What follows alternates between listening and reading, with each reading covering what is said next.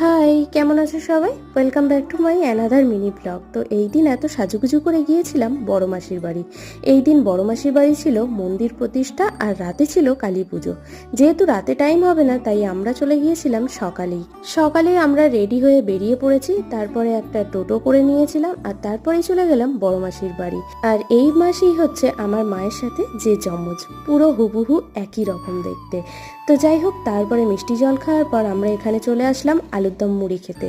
তারপর বাড়ির চারপাশটা ঘুরে দেখে আমরা আবার রুমের মধ্যে চলে আসলাম আর এসে দেখলাম রিভুও এসে গেছে।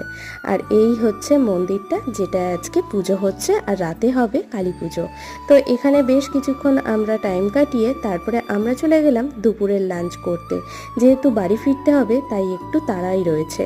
আর তারপরে আমরা সব শেষে কয়েকটা ফটোশ্যুট করে নিলাম। আর এই দিনের পুরো ভিডিও চ্যানেলে আছে, পারলে দেখে নিও।